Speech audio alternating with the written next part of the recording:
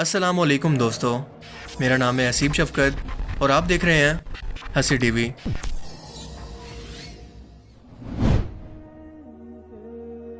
हम सभी लोग जानते हैं कि जादू करने और इसे करवाने वाला शख्स अगर दोनों मुसलमान हैं तो दायरा इस्लाम से खारिज होकर काफिर हो जाते हैं, क्योंकि ये सीधा सीधा शिरक है। और शिरक इसलिए कि जादू के अंदर अल्लाह को छोड़कर शैतानी जिन्नात से मदद मांगी जाती है और बज़ाहिर इंसान को वही कुछ नजर आता है जो कि जादूगर इनसे जिन्नात की मदद से किसी शख्स के दिमाग पर कब्जा करके इसे दिखाना चाहते हैं, लेकिन असल में ये सिर्फ नज़र का धोखा होता है। मिसाल के तौर पर इसकी मिसाल हमें कुरान पाक से मिलती है। जब फिरौन मिस्र के दरबार के अंदर जादूगरों ने अपनी रस्सियां डाली तो वो वहां मौजूद दरबार के अंदर सब लोगों को जादू की मदद से सांप नजर आने लगी, मगर असल में वो रस्सियां ही थी। इसके बाद जब मूसा अलैहिस्सलाम ने अपना आसा मुबारक दरबारियों के सामने डाला तो वो हकीकत के अंदर एक बड़ा अफ्ताहा बनकर इन सांपों को निगल गया, जो कि असल में मौजज़ा था, ना कि कोई जादू। क्योंकि जादू तो सिर्फ नज़र का धोखा होता है, जबकि ये अफ्ताहा हकीकत के अंदर वही अफ्ताहा के अंदर बदला था, ना कि किसी नज़र के धोखे से। और यही वजह थी कि वहाँ मौजूद जादूगर जो कि अपने हुनर के अंदर माहिर थे, ये समझ गए कि ये दरअसल जादू नहीं बल्कि मौजज़ा है, और इसीलिए ईमान ले आए। क्योंकि जाहिर है वो अपने हुनर में माहिर थे, इसीलिए इस बात को समझ गए। ये बात आपने वीडियो के आखिर तक माइंड में रखनी है। रशियन टीवी चैनल पर कुछ दिन पहले एक 1.5 घंटे का इंटरव्यू एक ऐसी औरत से लिया गया जो कि मुसलसल कई सालों से काले जादू की प्रैक्टिस करती है। वो अपने इस काम में माहिर है। जब इंटरव्यूअर ने इसे सवाल किया कि क्या आपके साथ भी कभी ऐसा हुआ है कि किसी शख्स पर चाह कर भी आप जादू ना कर सकी हो, या फिर इसमें आपको इंतहाई मुश्किल हुई हो, तो इसका जवाब क्या था ये जानकर आप भी हैरान रह जाएंगे और आपको मुसलमान होने पर फख्र होगा कि बेशक अल्लाह का अपने पैगंबर पर उतारा गया एक एक पैगाम बिल्कुल हक और सच है, जिसमें शक की कोई गुंजाइश नहीं। क्योंकि इसका कहना था कि जी हाँ, दुनिया के अंदर सिर्फ प्रैक्टिसिंग मुसलमान ही हैं जिन पर चाह कर भी मैं जादू नहीं कर पाती, क्योंकि ये ऐसे लोग हैं जिनकी सोच, इनका जिस्म, इनकी रूह सब पाक है। वो 5 वक्त की नमाज पढ़ के अपने रब के साथ हमेशा राब्ते के अंदर रहते हैं। इसीलिए मैं जब भी इन पर जादू करने की कोशिश करती हूँ कि शयातीन के जरिए इनके दिमाग पर कब्जा कर सकूं, तो कोई अनजानी सी ताकत का हल्का या कोई डोम इनके पास हर वक्त मौजूद मुझे ऐसा करने से रोकता है, और मेरे लिए इस काम को इंतहाई मुश्किल बना देता है कि एक पाक जिस्म के अंदर मेरे भेजे हुए खबीफ जिन्नात या शयातीन इस जिस्म पर हमला कर सकें।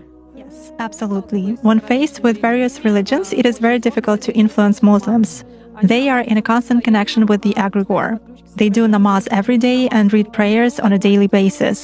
They are constantly under some kind of a dome, so it is very difficult to influence them. When you start impacting a person, he begins to address in a prayer. Indeed, many of them are very different from those who come to church only when everything is bad in their life. They come to pray and then for 5 years they forget about God, some canons, and so on. Muslims, as a rule, passionately believe and passionately give energy to their egregore, and this egregore protects them very well. ये लोग हमेशा एग्रीगोर से राब्ते में रहते हैं। एग्रीगोर ऐसी रूहानी ताकत को कहते हैं जो कि इन्हें हर वक्त देख रही है, इनकी हिफाजत कर रही है, यानी खुदा की ज़ात। इसका मजीद कहना था कि क्योंकि मुसलमान लगातार अपने खुदा से राब्ते में रहते हैं तो मुझे वक्त ही नहीं मिल पाता कि इन्हें किसी गुनाह के अंदर उलझा सकूं। ये लोग इन लोगों से बिल्कुल मुख्तलिफ हैं जो कि हफ्ते में एक बार चर्च आकर अगले 5 साल बाद दोबारा वहां पर चक्कर लगाते हैं, क्योंकि मुसलमान हर वक्त अपनी दुआ की सूरत में एक एनर्जी अपने रब के पास पहुंचाते रहते हैं, और बदले में इनका खुदा ना सिर्फ इनकी दुआओं को सुनता है बल्कि इनकी हिफाजत भी करता है और इनकी दुआओं का जवाब भी देता है। इसीलिए इनके दिमागों पर कब्जा करना इंतहाई मुश्किल है। इंटरव्यूअर ने अगला सवाल किया कि क्या तुम्हें लगता है कि इनका खुदा मेहरबान और अच्छा है? इसका जवाब था कि जाहिर है कि मेरे लिए तो नहीं, पर इनके लिए हाँ बिल्कुल है, क्योंकि मैं जब भी इन लोगों पर असरअंदाज होने की कोशिश करती हूँ तो कोई चीज़ मुझे बाहर लाकर फेंक देती है। मैं किसी भी शख्स को इमेजिन या तसव्वुर करके शयातीन की मदद से इसके दिमाग पर कब्जा कर सकती हूँ, मगर जब भी किसी प्रैक्टिसिंग मुस्लिम की बारी आती है उसका तसव्वुर ऑटोमेटिकली मेरे दिमाग से मिटा दिया जाता है। मैं नहीं जानती कि कैसे, और ये बात साबित करती है कि वो शख्स किसी की हिफाजत में है। इंटरव्यूअर ने कहा कि क्या ऐसा सिर्फ मुसलमानों के केस में ही होता है? इसने जवाब दिया कि हाँ, मेरे साथ तो ऐसा ही होता है। अल्लाहु अकबर। ये अल्फाज एक गैर मुस्लिम जादूगरनी के हैं, किसी मुसलमान के नहीं। जब अल्लाह पाक कुरान करीम के अंदर फरमाता है कि हमने जिन और इंसान को अपनी इबादत के लिए पैदा किया, और जो भी अल्लाह की इबादत करके इसका कुर्ब हासिल करता है अल्लाह ताला इसकी हिफाजत पर फरिश्तों को मामूर कर देता है, और अल्लाह ताला तुम्हारी दुआओं को सुनता है और अपनी रहमतें तुम पर नाजिल करता है जो कि शयातीन से तुम्हारी हिफाजत करती हैं। तो गैर मुस्लिम और एथियस्ट ये सवाल करते हैं कि साइंस क्योंकि इन चीज़ों का फिजिकल वजूद साबित नहीं कर सकती, लिहाजा हम इसे नहीं मानते। یہ وہ کم عقل لوگ ہیں جو کہ مانتے ہیں کہ ان کا فزیکل جسم موجود ہے، پر اس کے ساتھ ساتھ ان کا کوئی سافٹ ویئر بھی موجود ہے جو کہ جسم کو چلا رہا ہے، یعنی کہ روح۔ یہ مانتے ہیں کہ ان کا دماغ تو موجود ہے، پر اس کے ساتھ ساتھ اس دماغ کے اندر سوچ بھی موجود ہے، اسے ہم دیکھ نہیں سکتے۔ یہ مانتے ہیں کہ گریوٹی بھی موجود ہے، الیکٹرو میگنیٹک فورس یا ریڈیشن وغیرہ سب موجود ہیں جو کہ ہمارے اس فزیکل ورلڈ کے اندر موجود ہیں، پر انہیں انسانی آنکھوں سے دیکھنا ممکن نہیں۔ یہ مانتے ہیں کہ انسان کے اندر غصہ، جیلسی، خوشی، یہ سب فیلنگز موجود ہیں جنہیں دیکھنا ممکن نہیں اور نہ ہی ثابت کرنا ممکن ہے، لیکن پھر بھی ان سب اندیکھی چیزوں پر یقین رکھتے ہیں۔ صرف یقین نہیں کرتے تو صرف ان باتوں پر جو کہ قرآن میں یا اسلامی تعلیمات کے اندر بیان کی گئی ہیں۔ اس سے بڑی منافقت بھلا کیا ہو سکتی ہے؟ کیونکہ اگر ان کا سٹینڈرڈ ایک ہی ہے تو ان سب نہ نظر آنے والی چیزوں کا فزیکل وجود پہلے ثابت کریں اور اس کے بعد اس پر یقین رکھیں۔ اللہ نے اس دنیا کے اندر کچھ میٹا فزیکل قانون ایسے رکھے ہیں جنہیں نہ انسانی آنکھیں دیکھ سکتی ہیں اور نہ ہی انسانی دماغ سمجھ سکتے ہیں۔ اپنی فیلڈ میں ماہر شخص ہی اپنے پروفیشن کے بارے میں حقیقت بیان کر سکتا ہے، تو کیا اس رشین جادوگرنی کا انٹرویو یہ ثابت کرنے کے لیے کافی نہیں کہ نماز دن میں 5 مرتبہ کیوں فرض کی گئی؟ کیا اس لیے نہیں کہ انسان اپنے خالق کے مزید قریب ہو سکے، اور یہ نماز انسان کو بے حیائی، برائی سے روکے اور شیطانوں سے جو کہ گناہوں کے لیے انسانوں کے دلوں میں وسوسے ڈالتے ہیں ان سے بچا کر رکھے؟ اب سوال یہ بھی ہے کہ اگر اللہ چاہتا تو بنا کسی نماز کے بھی اپنے ماننے والے بندوں کو ان شیطانوں سے بچا سکتا تھا، تو پھر نماز کیوں فرض کی گئی؟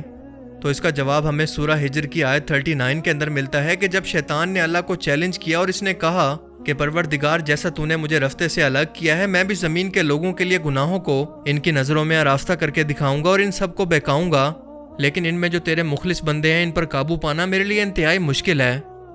کیا یہ قرآن کے وہی الفاظ نہیں جو کہ یہ جادوگرنی اپنے انٹرویو میں دہرا رہی ہے؟ اس کے بعد اللہ پاک مزید فرماتا ہے کہ مجھ تک پہنچنے کا یہی سیدھا راستہ ہے۔